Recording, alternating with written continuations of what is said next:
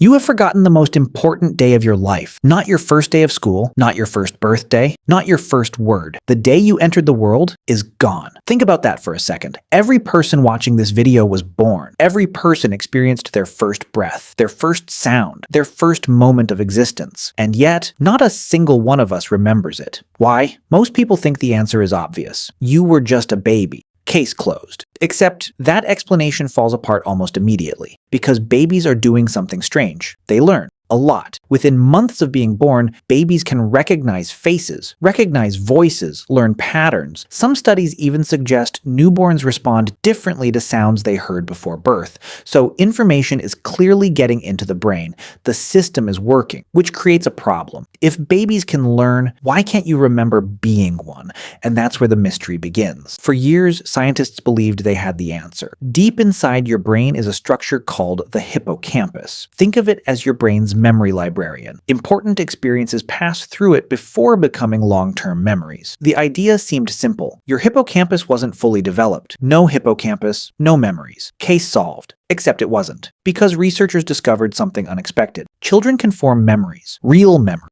detailed memories. They remember people, places, events, experiences, so the memories were being created. But years later, many of them vanished. Not because they never existed, because they disappeared. Imagine writing an entire chapter of a book, only for those pages to slowly tear themselves out. That's essentially what seems to happen. Scientists call it infantile amnesia. And despite decades of research, nobody completely understands why it happens. But things get even stranger. What if some of those memories never actually left? Imagine you're a toddler. A large dog suddenly runs toward you. You get scared. You cry. Your body floods with stress. Years pass. The memory disappears. You forget the dog. You forget the moment. You forget the event entirely. But every time you're around dogs, you feel nervous. You can't explain it. You don't know where it came from. You just feel it. The memory is gone. The effect remains. And suddenly, forgetting doesn't look like forgetting anymore. Because maybe your earliest experiences are still with you, just not in a form you can recognize. The deeper scientists studied memory, the more uncomfortable the truth became. Memory is not a recording. Your brain is not a camera.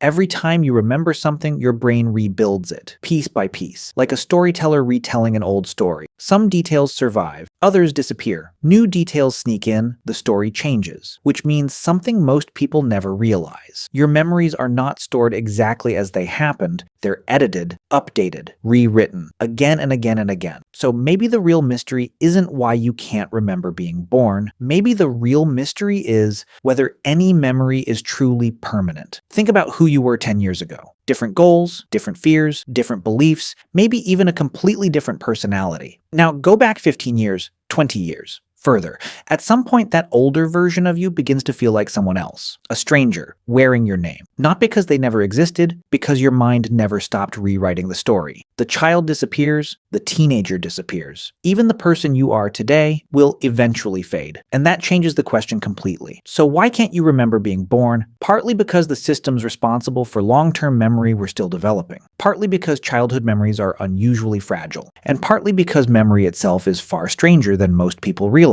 But perhaps the most fascinating answer is this. The beginning of your story may not be gone at all. Pieces of it could still exist, hidden inside your habits, your fears, your preferences, your instincts, your emotions, invisible fingerprints left behind by experiences you can no longer see. And maybe that's why this mystery continues to fascinate scientists, because it forces us to confront a much bigger question. If the first years of your life can disappear, how much of the rest of your story has disappeared too? And if so much of who you are was shaped by experiences you can't remember, how well do you really know yourself? Before you go, answer this in the comments. What is the oldest memory you can genuinely remember? Not a story someone told you, not a photo you've seen 100 times, a memory that is truly yours. Then look at the other answers. You'll notice something strange. Almost nobody remembers the beginning. And perhaps the strangest part of all is that the beginning may still be shaping who you are today.